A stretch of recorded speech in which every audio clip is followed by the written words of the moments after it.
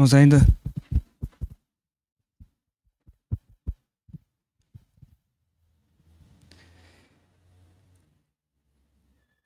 Irmãos, dentro do trecho que nós já temos considerado, ainda há uma expressão que eu gostaria de considerar com os irmãos, e essa foi a expressão que o Senhor usou como gatilho para esse tempo de consideração que eu tenho feito com os irmãos. É a expressão que realmente mais me pesou. É dentro do capítulo 16 mesmo de Romanos. Vamos só orar mais uma vez.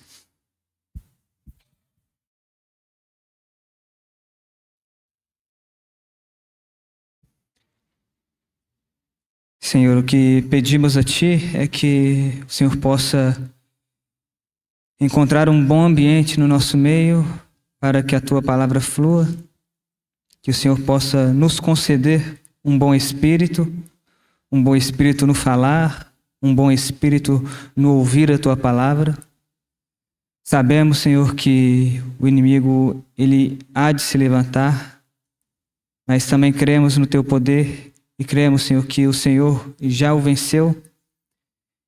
E pedimos, Senhor, que o Senhor nos livre de qualquer confusão, de qualquer má interpretação. Senhor, nós dependemos da Tua graça para termos clareza com respeito à Tua palavra. Que cada um de nós seja responsável na consideração daquilo que for dito, considerando diante de Ti com sinceridade, buscando entender, Senhor, aquilo que cada um de nós temos tido como falha, Senhor, para que também o Teu Evangelho com poder possa nos transformar. Senhor, que a luz do Senhor seja derramada sobre nós, sobre as nossas trevas. Senhor, que enxerguemos caminhos que temos andado e que não têm agradado a Ti. Mostra-nos, Senhor, que seja mais uma oportunidade do Senhor nos confrontar. Senhor, e que, como já lembrado nessa manhã, que nos arrependamos, Senhor.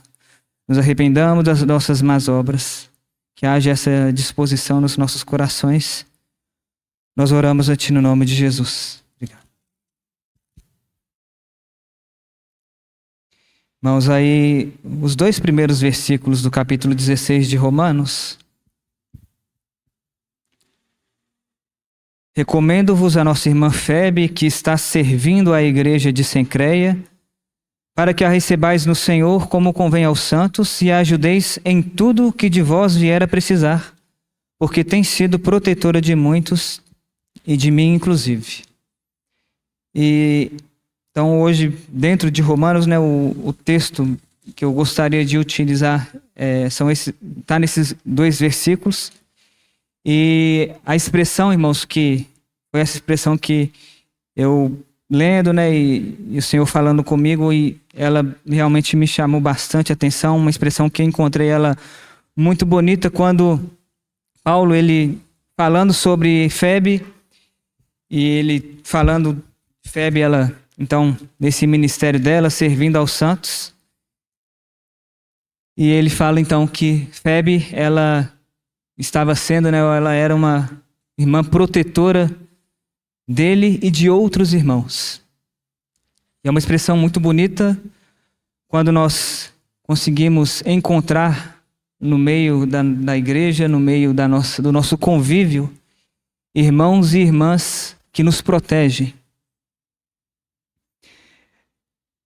Para não sair do contexto, né, do que é colocado aqui, porque algumas versões vão trazer essa expressão no português de protetora.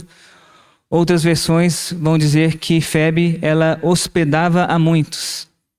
E ambas as traduções, elas estão corretas, porque essa palavra, ela é uma palavra que ela aparece, né, aqui no grego somente nesse texto. E é uma palavra que ela diz respeito a uma guardiã feminina, uma pessoa que ela é uma patrocinadora, uma pessoa que, no caso, uma irmã, que ela cuida ela vai cuidar dos afazeres de outras pessoas e vai cuidar dessas pessoas com os seus bens. Então, uma pessoa que ela vai socorrer a outras pessoas. Então, Febe, provavelmente a maneira, né, como ela então protegia esses irmãos, como ela também contribuía para o ministério desses irmãos e especificamente para o ministério de Paulo, era tendo ali a sua casa como um lugar de pousada, um lugar onde esses irmãos eles poderiam estar ali e se refugiar ali dentro do ministério deles. E dentro dessa hospedagem, então, a gente também pode compreender que ali era um local de proteção para esses irmãos. Eu também, sendo bem justo aqui com o texto, acredito que o melhor sentido, né, para a gente entender aquilo que Paulo ele quer dizer aqui, ainda que vai ser usada outra palavra, mas ali em Lucas, no capítulo 8, quando Lucas ele relata que Jesus, ele ia pregando o evangelho, né, o evangelho do reino, ele ia pregando de cidade em cidade, de aldeia em aldeia, e os discípulos iam com ele. E também fala que algumas mulheres iam com o Senhor Jesus. E ele vai relatar ali de algumas mulheres, né? As mulheres que tinham sido...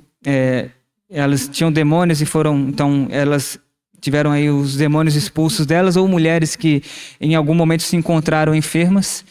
E ele cita Maria Madalena, ele cita Joana, que era esposa de Cusa, e Cusa era procurador de Herodes. Ele cita Susana e muitas outras. E ali no final do versículo 3, fala que essas mulheres, Lucas relata que essas mulheres, elas prestavam assistência ao Senhor Jesus, prestavam assistência ao ministério do Senhor Jesus com seus bens. Acredito que Paulo, quando ele nos relata aqui sobre Febe, quando ele dá esse testemunho de Febe, ele dá esse testemunho nesse sentido.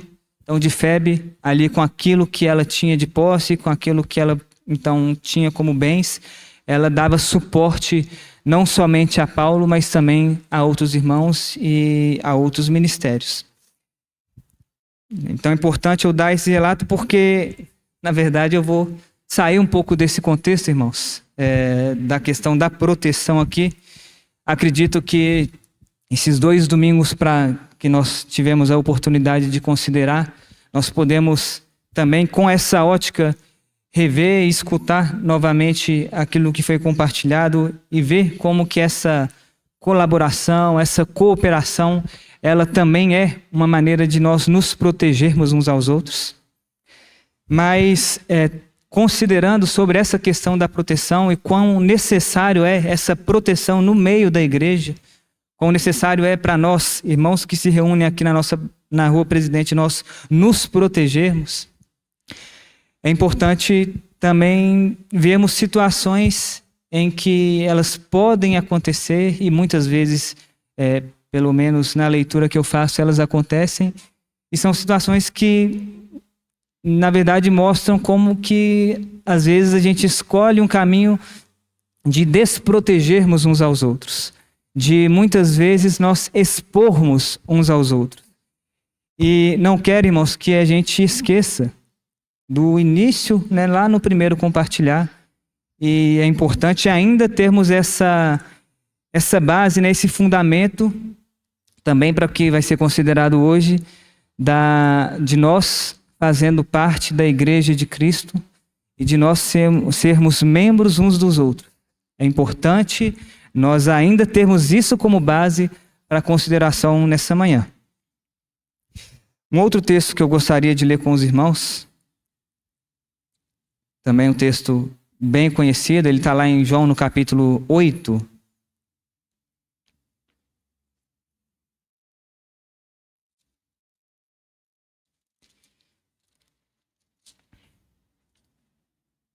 Então, os irmãos, é um texto que João ele vai escrever sobre a situação em que uma mulher adúltera, ela foi levada ali pelos fariseus diante do Senhor. E então ali é dito, né, a partir do versículo 1, é dito que o Senhor ele estava ali no templo ensinando para muitas pessoas. Então esses escribas e fariseus, eles vão à presença do Senhor Jesus com essa mulher que João relata que ela foi surpreendida em adultério. E João relata que os escribas e fariseus, eles tomam essa mulher e eles a colocam no meio ali de todo o povo, né, de todos aqueles que estavam naquela cena. Então eles fizeram ela ficar de pé no meio de toda essa gente, e eles indagam ao Senhor Jesus, relatando que aquela mulher foi surpreendida em flagrante adultério e que na lei Moisés ele ordenava que tais mulheres elas deveriam ser apedrejadas. Então eles perguntam ao Senhor o que Jesus tinha a dizer com respeito àquilo. E João nos fala que, na verdade, a intenção desses escribas e fariseus era de tentar ao Senhor Jesus com o intuito de terem ali algum motivo para o acusá-lo. O Senhor Jesus, ele, de maneira imediata, ele não responde. João relata que os escribas e fariseus, eles insistem na pergunta, e o Senhor Jesus, então, fala ali para os escribas e fariseus que aquele que não tiver pecado, né, aquele que estiver sem pecado, que fosse o primeiro que atirasse a pedra. João relata que as pessoas, né, aquelas pessoas, elas acusadas, ou também pegando ali a palavra no original, elas convencidas pela própria consciência, elas largam as pedras e elas se vão embora. O Senhor Jesus ergue a cabeça, vê que já não havia ninguém. No versículo 10, ele pergunta para a mulher: mulher, cadê aqueles seus acusadores? E ela também não encontra ninguém. E finalmente o Senhor Jesus a despede, falando para ela ir e não pecar mais. E nesse texto, eu acho que é importante nós entendermos o espírito ou a maneira como é relatado aqui, e nós, em cada personagem, né, e eu quero focar muito dentro dessa questão dessa desproteção, né, desse exemplo a não ser seguido. Eu quero focar bastante aqui na questão dos escribas e fariseus, porque um primeiro ponto, e eu acredito, penso eu que quando João ele vai colocar que eles estavam tentando o Senhor Jesus, é porque se nós vamos lá em Levítico capítulo 20, ali nos versículos 10 a 12, ali no capítulo 20 é relatado ali a questão da punição para vários tipos de pecado, de transgressões, e ali no versículo 10 a 12 vai falar de uma maneira mais específica com respeito a relações sexuais ilícitas. E no versículo 10 fala de se um homem ele tomasse, né, e ele se relacionasse sexualmente com uma mulher, a mulher do próximo, que o homem e a mulher, eles então deveriam ser apedrejados. Como também fala uma situação que ela é muito ali com 1 Coríntios 5, quando fala de um homem tomar a mulher do pai, né, e ele, então o filho, né, ele toma a mulher do pai e ele se deita com ela, ele também ambos deveriam ser mortos. Ou o próprio fala do pai ou de um homem ele tomando a sua nora, né, para ter relação sexual com ela, que tanto esse homem como a nora, ambos deveriam ser apedrejados. E temos também textos muito semelhantes ali em Deuteronômio, no capítulo 22, versículos do 22 a 24. E ali é interessante porque vai trazer a mesma ideia, o mesmo princípio, a mesma lei, onde o homem e a mulher, né, o adúltero e a adúltera, ambos estão sendo ali surpreendidos, os dois sendo apedrejados. E ali é dito, né, que essa punição era para eliminar o mal de Israel. Dentro disso, irmãos, então a gente vê esse ponto, e quando a gente vê essa cena onde os escribas e fariseus eles levam diante do Senhor Jesus somente a mulher adúltera, a gente já vê que alguma coisa está errado, que alguma intenção há por trás daquela disposição dos escribas e fariseus de levarem aquela mulher ao Senhor Jesus. Porque se ela adulterou, ela não adulterou só, e se ela não adulterou só, aonde está o homem que estava adulterando com ela? Esse homem não estava ali. Então, um ponto importante nos nossos relacionamentos, um ponto importante no nosso convívio, é nós, primeiramente, termos clareza com respeito à palavra de Deus.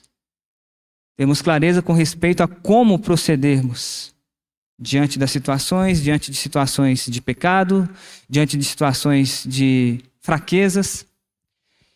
Esse é um ponto. Outro ponto pode ser que nós saibamos como proceder, mas às vezes o nosso espírito está um espírito tão maculado que a gente procede de uma maneira conveniente a nós. Então, a gente vai expor determinado irmão, determinada irmã, determinada situação, mas porque nos convém. Mesmo muitas vezes nós sabendo o que seria o correto segundo as Escrituras. E aí, se nós vamos de novo ali focando nos escribas e fariseus, irmãos, é claro que eles ali estavam pouco interessados em eliminar o mal de Israel. Eles estavam, como João relata, interessados em acusar o Senhor Jesus. Um outro ponto interessante, irmãos, porque quando o Senhor Jesus aqui dentro desse texto, ele vai falar ali no versículo 10, né, perguntar para a mulher, aonde estão seus acusadores? Essa palavra, que é tipo categoroi, era um nome dado pelos rabinos para se referir a Satanás. Ele era um nome específico dado pelos rabinos para se referir a Satanás, tanto que essa mesma palavra vai aparecer lá em João, no capítulo 12, em Apocalipse, no capítulo 12, versículo 10, quando fala ali que o acusador, né, então está falando ali que agora veio a salvação, o poder, o reino do nosso Deus e a autoridade do seu Cristo, pois foi expulso o acusador de nossos irmãos, o mesmo que os acusa de dia e de noite diante do nosso Deus. Essa é a mesma palavra que o Senhor Jesus ele utiliza para os escribas e fariseus nessa situação em que eles colocam e eles expõem ali a situação daquela mulher. Um outro ponto, irmãos, também é interessante que quando eles fazem ela ficar de pé no meio de todos, também essa expressão de ficar de pé, ela é uma mesma expressão utilizada para uma pessoa que era colocada no meio ou em pé diante de um tribunal, diante do sinédrio. E o que eu quero deixar aqui para os irmãos com relação a esse texto, e para o Senhor ele ter misericórdia de nós, porque irmãos, vão haver, e nós vamos, Senhor permitindo passar aqui, mas vão haver situações no meio da igreja em que será necessário nós admoestarmos uns aos outros, nós corrigirmos uns aos outros, será necessário nós confrontarmos uns aos outros, será necessário a igreja disciplinar alguém. Mas, irmãos, essa atitude, ela precisa ser movida por um espírito correto. E aí, o que infelizmente, e aí eu falo no nosso convívio, mas eu também considerando e vendo situações quão melhor seria um procedimento ou um espírito mais correto em várias situações, porque o que pode acontecer, irmãos, é que nós temos situações no nosso meio em que, movidos por um espírito inadequado, nós colocamos uma pessoa que tem lá a sua fraqueza ou tem lá o seu pecado obstinado e nós a colocamos, a expomos de uma maneira muito inadequada, com um espírito muito inadequado, que não é movido pelo Espírito de Deus, mas movido por um espírito do acusador. E aí nós acusamos o nosso irmão, e pegando um pouco aqui do que o Pablo ele já compartilhou, porque quando nós pegamos o nosso irmão, surpreendido em alguma falha, em algum pecado, e nós o colocamos e o expomos e o acusamos de uma maneira sentenciatória, de condenação, e fazemos isso sem misericórdia, então muitas vezes isso sempre vai mostrar que nós não estamos vendo em nós a mesma condição de miséria e a mesma possibilidade de estarmos em pecado como o nosso irmão. Porque nenhum de nós está isento de cometer pecado. Então pode ser que hoje tenhamos uma vida de consagração ao Senhor, mas também, às vezes no futuro, por diversas situações, pode acontecer de esfriarmos e pode acontecer de nos afastarmos e nos encontrarmos em uma vida deplorável, uma vida de miséria, uma vida de prática de pecado. Então, nós deveríamos, ao lidarmos com essas situações de pecado ou de fraqueza, porque tem as situações de pecado e tem as situações em que o irmão ele tem lá a sua fraqueza e ele precisa de ajuda e muitas vezes nós não vamos ajudar, nós vamos acusá-lo, nós vamos expô-lo. E isso de nenhuma maneira vai ajudar esse irmão. Então, é um ponto que a gente precisa atentar nos nossos relacionamentos, no nosso dia a dia, em como lidar uns com os outros e em como lidar com essas situações de pecado.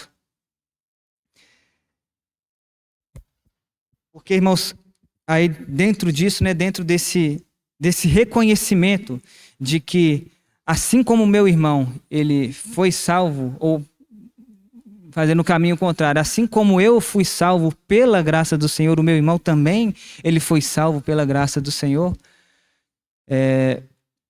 Nós muitas vezes nos esquecemos, e ali é um pouco do que daquela parábola onde o Senhor Jesus ele vai falar, né, ali em Mateus 18, ele vai falar daquele rei que foi foi pedir conta aos servos, e tinha aquele que devia 10.000 talentos, que o rei o mandou prender e ele não tinha como pagar, e ele pediu misericórdia e clamou ao Senhor por misericórdia, aquele rei, e aquele rei então ele usa de compaixão e perdoa aquela dívida, e é relatado nessa parábola, o Senhor relata que ele sai e aparece um conservo que lhe devia 100 denários, 100 denários, e ele esgana esse servo, né, porque fala que ele o pega ali pelo pescoço e ele não perdoa aquele servo, e ele inclusive manda aquele servo ser lançado, aquele conservo ser lançado na prisão. E se nós não nos colocarmos nesse mesmo nível de que todos nós somos pecadores, todos nós dependemos da graça do Senhor para termos uma vida santa, e que ainda que eu esteja em uma vida de santidade e o meu irmão, por algum motivo e por alguma escolha dele, ele escolheu um caminho de pecado, mas nós precisamos lidar com essa situação com o espírito correto e reconhecendo que também somos pecadores e que é pela graça de Deus que nós estamos de pé. Irmãos, também para ficar muito claro, eu não quero que os irmãos pensem que isso que eu estou colocando é numa situação também às vezes muito mal interpretada ali em Mateus capítulo 7, logo ali no primeiro versículo, quando também o Senhor Jesus ele fala, não julgueis para não ser julgados. Porque ali também é usada a palavra crino, se não me engano, que é a palavra também de um julgamento de sentença de condenação. Só que, e ali o Senhor Jesus ele vai falar, não julguem para vocês não serem julgados, porque com a mesma medida com que vocês julgarem, vocês serão julgados. E a gente muitas vezes esquece isso. A gente, às vezes, em situações de exortar um irmão, de admoestar um irmão, de corrigir um irmão, nós vamos a esse irmão com tanta falta de misericórdia, e nós vamos com esse irmão de uma maneira tão dura, tão pesada, nos esquecendo que, da mesma maneira como nós então julgamos alguém, nós também poderemos ser julgados por outro. E geralmente, quando nós fazemos isso, quando nós vamos então com essa dureza de uma forma muito pesada contra o irmão, nós não gostamos ou nós nunca aceitaremos que esse mesmo peso venha sobre nós para nos advertir, para nos exortar, para nos corrigir. Só que se nós continuamos ali, nesse texto do capítulo 7 de Mateus, Ali é interessante porque também os irmãos conhecem quando o Senhor Jesus fala, não é como que você tendo uma trave no seu olho, você quer tirar o cisco do olho do seu irmão. E isso pode nos parecer que na igreja, na verdade, cada um tem o seu pecado, aquele irmão ele vai ter as falhas dele, eu vou ter as falhas minhas, e isso não dá direito de ninguém vir a mim para me admoestar ou de que eu vá ao irmão para admoestá-lo. Isso pode parecer que é uma situação assim, mas não é, irmãos, porque se a gente continua o texto, o Senhor Jesus ele fala, ele não vai falar para nós não irmos tirar o cisco do olho do irmão, mas o que ele fala é primeiro, hipócrita, porque ali a questão é o espírito incorreto, é não lembrarmos que nós temos uma trave no nosso olho. Então, nós vamos ao irmão e esquecemos que nós temos uma transgressão muito maior, né? Pegando de novo o exemplo aqui da parábola do que devia 10.000 talentos e do que devia 100 denários. Então, o que o Senhor Jesus fala é, tira primeiro a trave do seu olho e depois vai até seu irmão para tirar o cisco que está no olho dele. Então, o que eu quero deixar muito claro para os irmãos é que eu não estou falando aqui sobre uma situação de nós não podermos nos achegarmos uns aos outros para advertirmos uns aos outros. Mas, irmãos, nós precisamos fazer isso de uma maneira correta. Precisamos fazer isso com um espírito correto. E quando nós não fazemos com um espírito correto, nós estamos expondo o irmão, nós estamos desprotegendo e não protegendo o irmão. Um outro texto que ele pode, se a gente pega e se a gente está também de uma maneira, fazendo a leitura da palavra de uma maneira muito incorreta, ele é um texto que ele pode não nos ajudar, porque, então eu nem sabia, né, em Provérbios no capítulo 10, versículo 12, esse versículo fala que o ódio ele excita contendas, mas o amor cobre todas as transgressões. Que é um texto muito parecido com o texto ali de 1 Pedro, capítulo 4, versículo 8, quando Pedro ele vai falar, acima de tudo tendes intenso amor uns para com os outros, porque o amor cobre multidão de pecados. E até pegando esse texto, né, que o Pablo leu, e isso pode também, né, é um texto que a gente já teve irmãos, né, nem aqui do local, mas já teve irmãos que eles mencionaram esse texto quando fala ali de Jesus comer com publicanos e pecadores, e de receber publicanos e pecadores, de se assentar à mesa com eles, e esse assentar à mesa, nós também vamos ver daqui a pouquinho que isso dá num contexto de uma certa intimidade, de uma certa proximidade. Mas se nós nos atermos a esses versículos somente, também de uma maneira muito errada, nós podemos entender que o Senhor Jesus ele estava recebendo essas pessoas e recebendo o pecado ou os pecados dessas pessoas. Então, quando também a gente lê aqui que o amor cobre multidão de pecados, de uma maneira muito errada, irmãos, nós podemos achar que se a gente passar pano, se a gente encobrir as coisas, encobrir as situações, se a gente amar o irmão nesse sentido, então a gente está cobrindo multidão de pecados.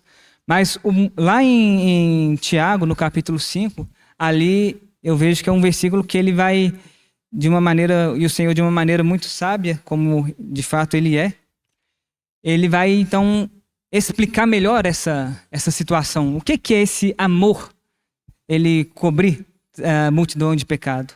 E aí quando a gente vai ali a partir do versículo 19 no capítulo 5 de Tiago, ele fala que, meus irmãos, se algum dentre vós se desviar da verdade e alguém o converter, né? Então aqui alguém fazer ele voltar ao amor e à obediência a Deus, sabei que aquele que converte o pecador do seu caminho errado salvará da morte a alma dele e cobrirá multidão de pecados. Irmãos, amar definitivamente não é como o mundo prega que é. Amar não é cada um buscar a sua própria felicidade, não é nós não sermos confrontados pela santidade do Senhor. o Senhor nos mostrar a nossa necessidade de transformação, de crucificação do nosso velho homem, de crucificação dos desejos da nossa carne. Isentar isso não é amar. Muito pelo contrário. Muito pelo contrário, porque em Hebreus, lá no capítulo 12 também, um texto extremamente conhecido pelos irmãos, ali, o escritor de Hebreus vai nos falar: filho, não menospreze a correção que vem do Senhor, nem desmaies quando por ele é reprovado. E ele também completa, porque o Senhor, ele corrige a quem ama e ele açoita a todo filho a quem recebe. E esse é um cenário que ele é importante para nós.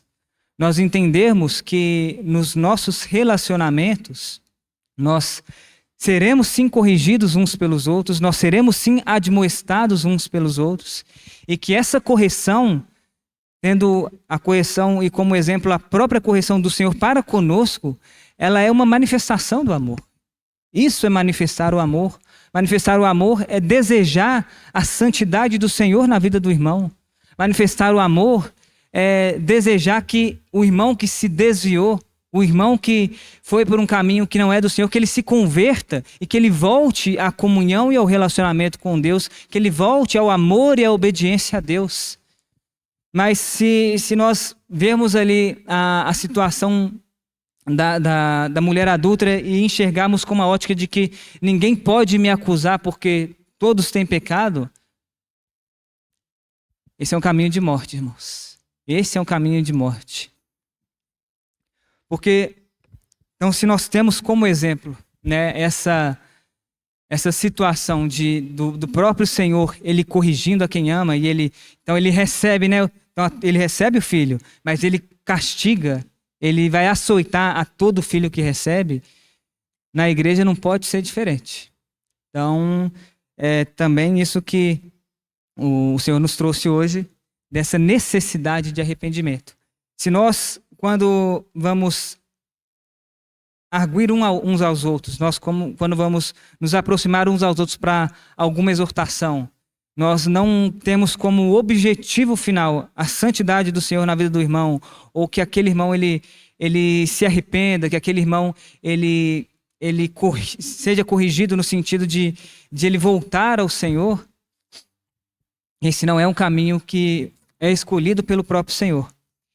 E para ficar muito claro, irmãos, aí eu vejo necessário que fique muito claro como que na igreja de Deus, como que na igreja de Cristo, no corpo de Cristo, nós como membros uns dos outros, se existe essa situação de nós nos expormos, e nós, então, ao expor um irmão, nós o desprotegemos, mas existe um caminho de proteção na igreja, e esse caminho é o caminho da disciplina.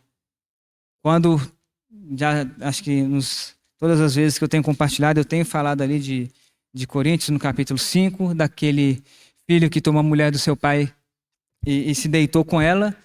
E ali Paulo, ele é muito radical nas suas palavras, e o Espírito Santo, ele é, através de Paulo, muito firme e muito inegociável com relação ao pecado, aquele pecado em específico. E esse é um ponto que nós não devemos ter tolerância com respeito ao pecado. Nós não devemos negociar com o pecado, não devemos ser tolerantes com o pecado, irmão.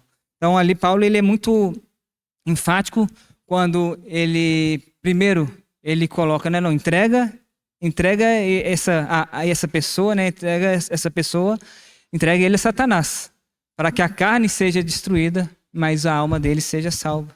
Então, é uma expressão difícil, não é uma expressão fácil de compreender o que é entregar a Satanás, mas é uma expressão bíblica e é uma expressão que se nós usamos isso na igreja, as pessoas nos olham de uma maneira bem desconfortável. De uma maneira que quem são vocês ou quem é você para entregar um irmão a Satanás? E não é só aqui que Paulo usa essa expressão. Paulo, não é só a esse jovem, né, que Paulo recomenda que seja entregue a Satanás. Paulo também entregou outros a Satanás. E nesse mesmo contexto, e aí por isso a intolerância com respeito ao pecado, essa firmeza com respeito ao pecado, porque Paulo ele ainda vai falar: não se associem com essa pessoa. Não se associem com essa pessoa que cometeu essa imoralidade. Não se associe com essa pessoa que é impura. E esse associar é justamente num contexto de relacionamento, de intimidade. E Paulo ele é muito também claro quando ele vai falar: não se associem com os impuros. Eu não estou falando dos impuros que são deste mundo, porque desse jeito vocês teriam que ser retirados do mundo. Porque no nosso contexto, no nosso dia a dia, nós vamos lidar com pessoas que não conhecem o Senhor, e são pessoas impuras, são pessoas imorais, são pessoas avarentas, são pessoas egoístas, são pessoas soberbas. No mundo essa é a natureza do mundo. Mas o que Paulo ele vai falar ali no versículo 11 de 1 Coríntios 5 é que se uma pessoa ela se dizer que é irmã em Cristo e ela for impura, avarenta, imoral, maldizente, vocês nem se assentem com ela para comer. Paulo é muito enfático e eu não vejo, irmãos, não há margem de negociação aqui. Uma pessoa que ela não quer se arrepender, e aí são coisas diferentes, alguém que ela é surpreendida em pecado e essa pessoa ela cai em si e ela se arrepende e ela clama pelo perdão e pela misericórdia do Senhor. A essa pessoa, sim, nós temos que receber depois de adverti-la e depois dessa demonstração e manifestação de arrependimento, mas uma pessoa que ela vai continuar, vai perseverar ali no pecado dela, e é um pouco o que Paulo também fala a Tito, né? Se você evite as pessoas facciosas, evite aquele que é faccioso depois de admoestá-lo primeira e segunda vez. Então não é que já de primeira esse irmão cometeu esse pecado. Não, o nosso papel é advertir o irmão, o nosso papel é admoestar o irmão. Mas pode ser também que o irmão ele escolha um caminho de pecado. E aí, irmãos, nós, dentro daquilo que nos foi dado pelo Senhor, nós já fizemos o que estava nas nossas mãos. Então que agora o próprio Senhor, de outras maneiras, ele age na vida daquele irmão que está insistindo em permanecer numa vida de prática de pecado. E os irmãos dizem, né, que ali em 2 Coríntios, quando Paulo fala daquele que foi consumido, né, ou que foi consumido de excessiva tristeza para receber de volta. Então, muitos irmãos dizem que Paulo aqui se refere a esse jovem que foi colocado em disciplina nesse contexto da primeira epístola de Coríntios. Irmãos, não há negociação com relação ao pecado na igreja. Esse também é um ponto importante. E Paulo também ele é muito claro quando lá em 2 Tessalonicenses, naquele contexto onde irmãos, eles dizendo, o Senhor já está voltando, então por isso eu não vou trabalhar. Paulo também, ele é muito claro, quando ali no versículo 6 do capítulo 3, ele fala, nós vos ordenamos, em nome do Senhor Jesus Cristo, que vos aparteis. Então, esse apartar aqui é abster-se da relação familiar com alguém. Então, vos aparteis de todo irmão que ande desordenadamente. Não há negociação, irmãos. E muitas vezes, aí, por isso que existe essas duas situações e isso sempre vai mostrar uma vida de pouca consagração ao Senhor, vai mostrar uma vida ou um espírito inadequado ao Senhor, quando, por um lado, de uma maneira conveniente, nós pegamos o irmão e pegamos o pecado dele, pegamos a fraqueza dele e colocamos a público ou expomos de uma maneira em que o irmão ele não vai ser ajudado pela maneira como nós colocamos e nem é esse o nosso objetivo, mas também há situações em que também por conveniência nossa ou por uma falta de ousadia, irmãos que têm persistido no pecado, nós vamos tolerando o pecado dele.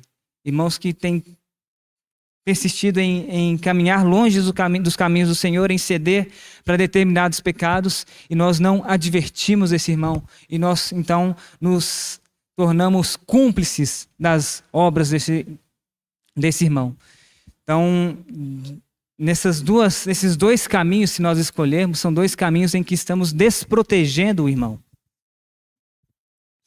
E para isso, irmãos, nessa questão dessa correção, né, é interessante porque até o Renato, na terça-feira, ele fez um pedido extremamente importante quando ele colocou para que o Senhor, ele abra, né, eu vou parafrasear, o Senhor, ele nos dê sabedoria e ele abra os nossos olhos para que nós reconheçamos no nosso meio aqueles que são irmãos espirituais, irmãos maduros, irmãos que podem nos ajudar nas situações. E é um pedido legítimo, é um pedido importante, e é um pedido que nós vamos ter clareza com relação a isso se nós nos consagrarmos ao Senhor também. Eu, pelo menos, vejo difícil eu ver de uma maneira mais clara e ver conduzido pelo Senhor um irmão espiritual, se eu sou um irmão carnal, se eu sou um irmão que não tem buscado ao Senhor. Eu creio que para eu conseguir ver a maturidade, né, dos irmãos e conseguir ter esse discernimento, eu preciso me consagrar ao Senhor. Mas, irmãos, essa consagração ou esse discernimento, ele não é apenas para vermos os irmãos maduros e espirituais. Esses irmãos maduros e espirituais, eles são necessários. Quando, por exemplo, lá em Gálatas, no capítulo 6, o que Paulo vai falar? Se alguém for surpreendido em alguma falta, vós que sois espirituais, por isso, uma vida de pouca consagração ou nenhuma consagração ao Senhor, ela muitas vezes vai nos levar a conduzir uma situação de pecado de uma maneira muito inadequada, de uma maneira a expor os irmãos e não proteger os irmãos. Paulo fala então que vós que sois espirituais, corrigiu com o espírito de brandura, com o espírito de mansidão em algumas traduções, espírito de humildade. Irmãos, sem uma vida de consagração ao Senhor, sem sermos cheios do Espírito Santo, ao lidarmos com essas situações de pecado, ao lidarmos com essas situações de falta e de falha na vida de algum irmão, muitas vezes, ou sempre, né, a gente vai, na verdade, expor o irmão. A gente vai para um caminho de querer expor o irmão. Mas que o Senhor, ele nos livre. E a gente vê aqui que existe uma maneira correta, né? Então, uma pessoa espiritual, ela vai corrigir a outro com espírito de brandura. Não é com dureza, não é brigando, não é levantando o tom da voz, mas é com espírito de brandura. Porque também, em 1 Tessalonicenses 5,14, e ali é interessante porque Paulo vai falar o que fazer com cada uma ali da situação de determinadas características ali de contextos de irmãos, quando ele fala para admoestar os insubmissos, para consolar os desanimados e para amparar os fracos, mas ele fala, seja longânimo, ou tenham longo ânimo, sejam pacientes para com todos. Também esse vai ser um sinal de maturidade, um sinal de espiritualidade. Uma pessoa que vai conseguir discernir quem é insubmisso, quem está desanimado, quem está fraco, para poder admoestar, para poder amparar, para poder consolar, mas em toda e qualquer uma dessas situações, ser longânimo. E quando nós falamos de disciplina, quando nós falamos de correção, quando nós falamos de admoestação, muitas vezes nós pensamos que nós temos que ser duro com a pessoa. Nós pensamos que nós temos que o confrontar é no sentido de eu chegar chutando a pessoa. E não é. Se duas pessoas que não se consagraram ao Senhor, elas se tentarem se relacionar, a coisa não vai dar certo. Se eu for até um irmão com um espírito incorreto, com certeza o propósito do Senhor não vai ser alcançado ali naquela situação. Eu preciso me consagrar primeiro ao Senhor, para então eu ir ao irmão. Mas, então, voltando, né, se por um lado nós precisamos desse discernimento, para nós reconhecermos aqueles que são espirituais no nosso meio, aqueles irmãos que têm se consagrado ao Senhor, aqueles irmãos que podem nos ajudar na nossa caminhada com o Senhor. por outro lado, também nós precisamos desse mesmo discernimento, dessa mesma sabedoria e dessa mesma consagração para ver aqueles que têm andado de maneira desordenada no nosso meio. Ver aqueles que têm escolhido caminhos que não são os caminhos do Senhor. E então nós confrontarmos esses irmãos, nós admoestarmos esses irmãos, nós exortarmos, nós corrigirmos esses irmãos. Existe, irmãos, uma maneira correta, existe um espírito correto para nós nos achegarmos uns aos outros e nós lidarmos com as situações. Então, esse discernimento, né? E aí quando, aqui em Romanos 16 mesmo, na continuação do texto, Paulo ele vai falar para notar aqueles que provocam divisões e escândalo e andam em desacordo com a doutrina que eles aprenderam. Esse notar é justamente esse observar, esse considerar. Então, quando a gente vem aqui no versículo 17, e Paulo ele fala para notar bem esses que provocam divisões, isso, uma pessoa que não tem se consagrado ao Senhor, que não tem recebido o discernimento do Senhor, ela não vai conseguir perceber essa situação. Ela não vai conseguir perceber quem são os irmãos que são espirituais, quem são os irmãos que têm andado em desacordo com a doutrina de Cristo. E é interessante porque na continuação ele fala com relação a essas pessoas que elas não têm ao Senhor Jesus como o Senhor deles, mas têm o próprio ventre, né? Elas servem ao próprio ventre. E é uma expressão muito parecida em que Paulo mesmo ele vai utilizar lá em Filipenses no capítulo 3, quando aí é o contrário, né? Quando Paulo ele fala, irmãos, sede meus imitadores e observais os que andam segundo o modelo que tendes em nós. Então, sim, em Romanos, a gente vai observar, se a gente vai ter um discernimento para ver aqueles que estão andando, aqueles que estão causando divisão, aqueles que estão andando em desacordo com a doutrina de Cristo, aqui em Filipenses capítulo 3, Paulo já vai para o outro caminho. Então, vocês observem e vejam aqueles que têm andado de acordo com a nossa doutrina. E aí ele vai falar que, então, muitos têm andado entre nós. E ele fala que eu falei já repetidas vezes e eu agora digo a vocês até chorando que eles são inimigos da cruz de Cristo, o destino deles é a perdição e o Deus dele é o seu próprio ventre. E esse é mais um aspecto, mais um sinal quando nós escolhemos um caminho de carnalidade, um caminho de falta de consagração ao Senhor. E num caminho de falta de consagração ao Senhor, é um caminho onde o nosso Deus, o nosso Senhor e o nosso serviço, ele é a nós mesmos e ao nosso ventre. E o Senhor, ele possa nos livrar, né, de uma situação em que Paulo também ali, a pergunta que Paulo ele faz no capítulo 6 de 1 Coríntios, naquela situação de litígio entre os irmãos, e ele fala, vocês não têm nenhum sábio entre vós para julgar as causas, para julgar essas demandas? Será que... E aí a gente conhece o contexto de Coríntios, e Paulo, ele muito claramente, ele fala que os irmãos ali em Coríntios são irmãos carnais e não espirituais, e nesse contexto de carnalidade, nós não vamos conseguir perceber ou reconhecer irmãos maduros, irmãos sábios, irmãos espirituais no nosso meio. Num contexto de carnalidade, isso não vai acontecer. E uma vez que isso não acontece, e aí é o contexto também de Coríntios, quando eles ali levantavam, né, e demandas uns contra os outros e não tinham ali a condição, né, ou não, por uma falta de consagração ao Senhor, eles não sofriam o próprio dano, então eles estavam ali completamente desprotegidos, porque era um contra o outro, era um lutando contra o outro.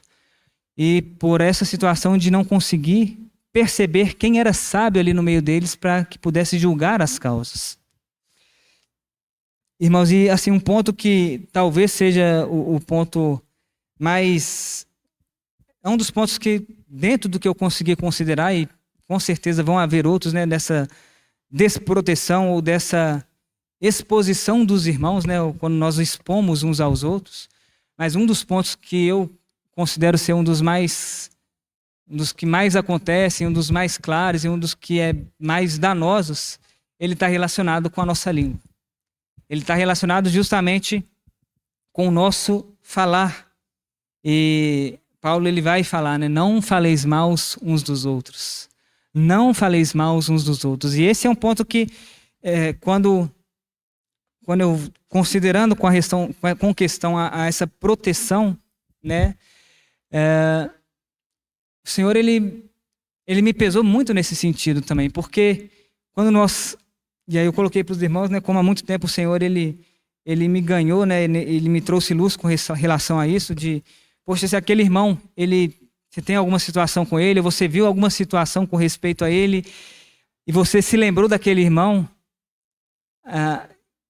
não é para criticar o irmão, ou no sentido de ficar ali, não, aquele irmão, olha só, aquele irmão, olha essa falha. É para nós orarmos pelo irmão. É para nós colocarmos a vida do irmão diante do Senhor e pedir para o Senhor fazer uma transformação na vida dele. E esse é um ponto que muitas vezes nos falta. Nós somos muito rápidos para criticarmos o irmão, e aí podemos criticar o irmão diretamente, ou aí para mim é um pior cenário ainda, é quando nós fazemos críticas às ocultas, né, pelas costas. E quando fazemos isso, quando nós falamos mal uns dos outros, esse é um pecado destruidor.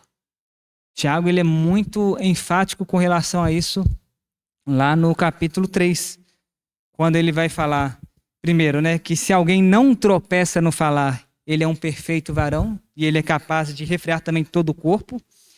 E falando sobre a língua, ele vai falar que a língua ela é um mundo de iniquidade. Ele fala que a língua ela contamina o corpo inteiro.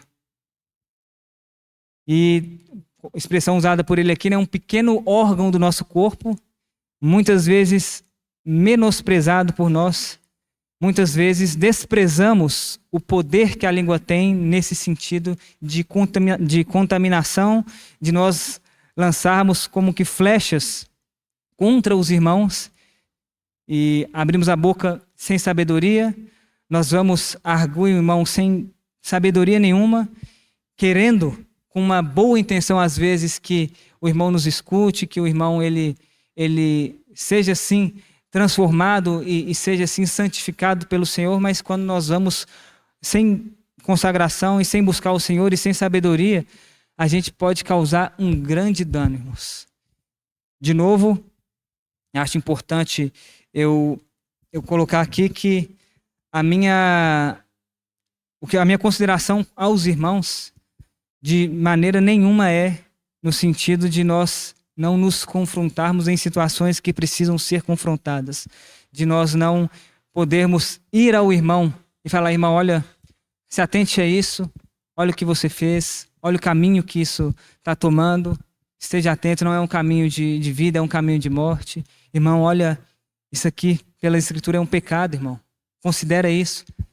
Então, esse caminho ele precisa existir, mas se nós vamos com pouca sabedoria e nós falamos de qualquer maneira, uma conversa que ela poderia ser conduzida pelo Senhor e ela poderia ir para um caminho de bênção e de edificação, muitas vezes ela vai para uma situação de completa divisão e discórdia. Então a língua, o que eu coloco para os irmãos é que não menosprezemos o poder que a língua tem. Porque aqui nesse texto, aqui, né, no versículo 7, Tiago ele fala que toda espécie de feras, de aves, de répteis e de seres marinhos se doma e tem sido domado pelo gênero humano, porém a língua nenhum dos homens é capaz de domar. Ela é mal incontido, carregado de veneno mortífero. E essa, de novo, é uma das maneiras que eu vejo assim que a gente mais vai desproteger um ao outro, que a gente vai mais expor um ao outro. Pela nossa falta de sabedoria, nós achamos que todas as situações de pecado, elas precisam ir a público. Eu não tenho condições de eu ir ao irmão, mas eu preciso colocar isso para vários outros irmãos. Ou situação que, de alguma desavença, de alguma discórdia, a gente, às vezes, não escolhe um caminho de um tratamento adequado, de um tratamento saudável, e a gente escolhe um caminho de expor o irmão, de expor a irmã, sem perceber que isso causa um dano terrível. E a língua, né, irmãos, como o Tiago coloca aqui, ela contamina. que é a expressão, que é também aquele texto ali do Senhor Jesus com os fariseus, quando os fariseus eles vão ao Senhor Jesus e seus discípulos estão comendo sem lavar sem lavar as mãos, e o Senhor Jesus fala, mas não é o que entra que vai contaminar, é o que sai. É o que sai da boca, é isso que contamina o homem, porque é do coração que procedem os maus desígnios. O que sai da boca, a origem está no nosso coração. Qual que é o nosso espírito, irmãos, quando nós lidamos com essas situações? Com que espírito estamos lidando com essas situações? Existe um caminho mais correto, né, com relação aí a um tratamento dentro dessas situações, a um tratamento até de disciplina pública na igreja. É um texto que os irmãos já conhecem. E, de novo, quando o Pablo ele leu em Lucas, nessa parábola da ovelha perdida, falei, onde é que eu pensei, gente, eu li isso essa semana, aonde? Aí eu foi justamente para pegar o contexto ali de Mateus 18.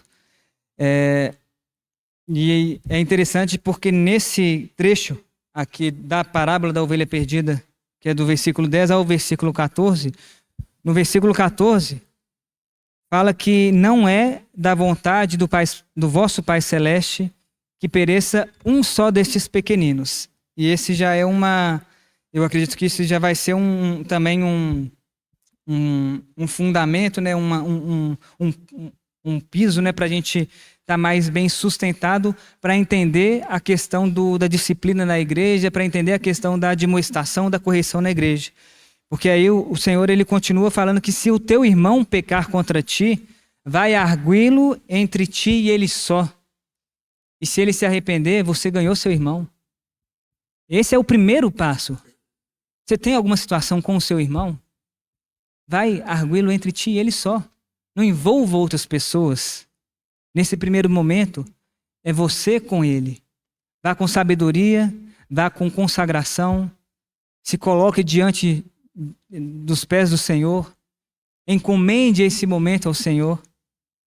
Por mais simples, irmãos, que sejam as nossas conversas, por mais tranquilas que podem ser as nossas reuniões, eu geralmente tenho considerado o seguinte: as nossas reuniões, os nossos ajuntamentos, eles têm tudo para dar certo e eles têm tudo para dar errado. Eles têm tudo para dar certo se nós nos consagrarmos ao Senhor. Se nós nos apresentarmos nos nossos ajuntamentos com um espírito correto, movidos pelo Espírito de Deus. Mas os nossos ajuntamentos têm tudo para dar errado se nós participarmos dele com um espírito inadequado. Se nós participarmos sem uma vida santificada ao Senhor. Um desses dois caminhos os nossos ajuntamentos vai tomar. E o caminho que tomar, ele vai ser consequência da nossa vida de consagração ou uma falta de consagração ao Senhor. Então a primeira coisa é: seu irmão tem alguma coisa contra ti, ou você tem alguma coisa contra seu irmão, vai arguí-lo entre ti e ele só. Se esse irmão, então, ele não ouvir, então leve 2 ou 3 testemunhas, leve irmãos para que eles sejam testemunhas.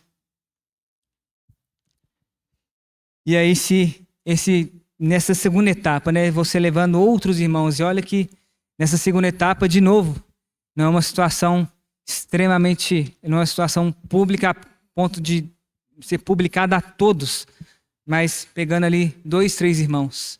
Aquele princípio ali que a gente vê também na lei de Moisés.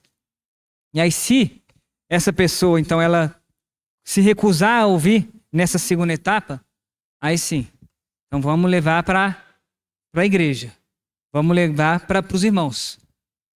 E mesmo assim, ainda é numa tentativa de que o irmão ele chegue ao arrependimento.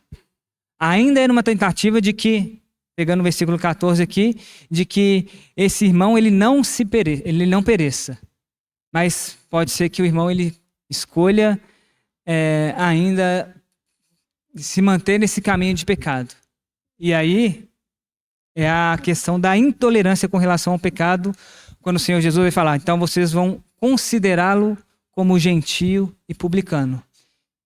Irmãos, gentios e publicanos nessa época eram pessoas às quais os judeus eles não se relacionavam.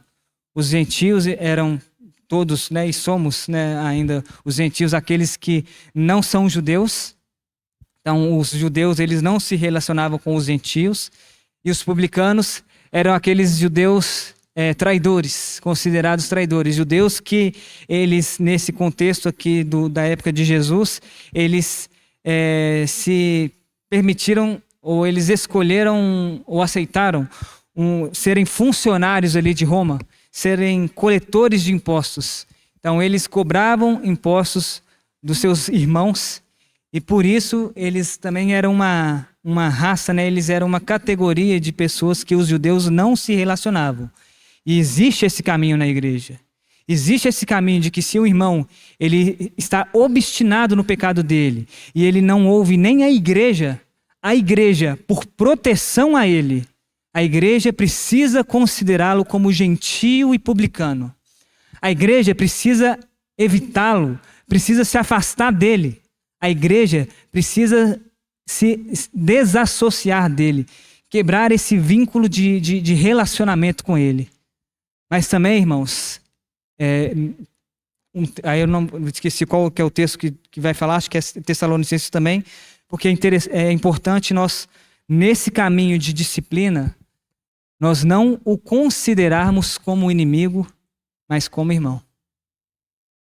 Parece que é uma coisa que não dá para estar aí em paralelo, né, em simultâneo, mas sim, nós precisamos, pelo Senhor, pela vontade dele, pelo Espírito dele, uma situação inadequada na igreja, nós precisamos sim nos levantar com ousadia e tratar, mas sem considerarmos uns aos outros como inimigos, mas sabermos, irmãos, que somos irmãos em Cristo.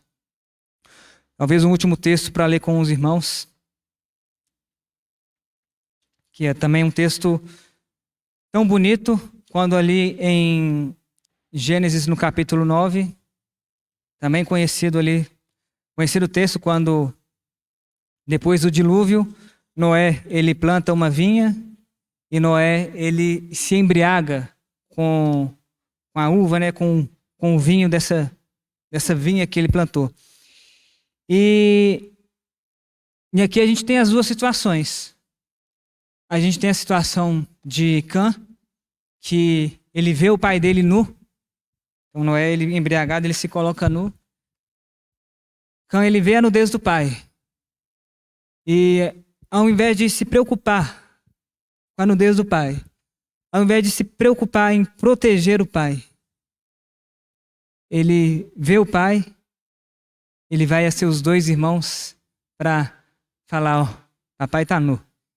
E pela maneira como o texto coloca, irmãos, não foi com o intuito de que os irmãos o ajudassem a cobrir ali a nudez do pai, não. E quando ele fala isso, e é esse o espírito que o Senhor precisa nos colocar na nossa comunidade, nos nossos relacionamentos uns com os outros, é sabermos, irmãos, que nós temos as nossas situações de vergonha, nós temos as nossas situações de fraqueza, nós temos as nossas situações de pecado. Mas, irmãos, como nós lidamos com elas? Como nós tratamos com o pecado na igreja? Ou como nós tratamos com o pecado ali na vida do irmão? De qual maneira, com qual espírito? Porque se nós podemos escolher o caminho de Cã, de ver a nudez e de expor a nudez para os outros, nós também podemos escolher o caminho de Sem e de Jafé, em que eles tomam ali uma manta e eles de costas, sem olhar para a nudez do pai, eles vão até Noé para cobrir a nudez do pai. Noé, depois que se recobre, depois que ele fica sóbrio novamente, aí nós vemos a consequência de um espírito inadequado, de um espírito com intenção de expor o irmão, de não proteger o irmão, quando Noé ele vai amaldiçoar seu filho Cã. E também quando nós vemos Noé ele abençoando a Sem e a Jafé, porque ele viu que esses seus filhos, eles tiveram uma preocupação e de novo, irmãos, não é de encobrir, não é de nós colocarmos as coisas debaixo do tapete, não é um encorajamento aqui indo talvez com o contrário, né, o que Samuel nos trouxe há pouco tempo, onde nós vamos colocar máscaras e nós vamos fingir ser outras pessoas. Eu não estou falando isso para os irmãos, mas protegermos uns aos outros. Porque, irmãos, aí para ficar mais claro ainda, todo pecado, todo pecado precisa ser tratado. Sem exceção. Todo pecado precisa ser tratado. Mas nem todo pecado ele precisa ser exposto. Nem todo pecado ele vai ser exposto para os irmãos. Porque existe um tratamento primeiro ali na intimidade. No 1 com 1, no 1 com 2, 1 com 3. Que o Senhor ele nos ajude e que o Senhor ele nos permita, de novo, irmãos, nós nos vermos como membros uns dos outros, para nós cuidarmos uns dos outros. Porque quando vamos ali em Efésios 5 e Paulo ali falando com respeito ao casamento, mas Paulo ele então falando do marido, né, de cuidar da esposa, e ele fala desse dever do marido de amar a esposa como ao próprio corpo. E no versículo 29 do capítulo 5 ele fala que ninguém jamais odiou a própria carne. Antes a alimenta e dela cuida, como também Cristo o faz com a igreja, porque somos membros do seu corpo. Irmãos, de novo eu falo isso. Nada do que foi compartilhado nesses 3 domingos vai fazer sentido para nós se nós não nos vermos como membros uns dos outros, se nós não nos vermos como pertencentes ao corpo uns dos outros. Porque quando nós temos uma queimadura, por exemplo, nós não expomos o lugar que nós queimamos. O que tem que fazer? Tem que proteger. Mas como que protege? Colocando remédio, tratando. Então não é falta de tratamento, não é tolerância ao pecado, não é permitirmos que haja uma vida de depravação na igreja. Lutemos pela santidade do Senhor na igreja. Lutemos pela santidade do Senhor nas nossas vidas. Nos considerando membros uns dos outros. Nos considerando pertencentes ao corpo de Cristo. Cuidando e protegendo uns dos outros. O Senhor nos ajude. Eu agradeço aí a paciência dos irmãos e que o Senhor ele fale conosco nesses aspectos. Nos conduzindo para termos uma vida de igreja saudável. Uma vida de edificação, de sermos vidas uns para os outros, sermos sal e luz uns para os outros, sempre, sempre, sempre buscando a glória do Senhor.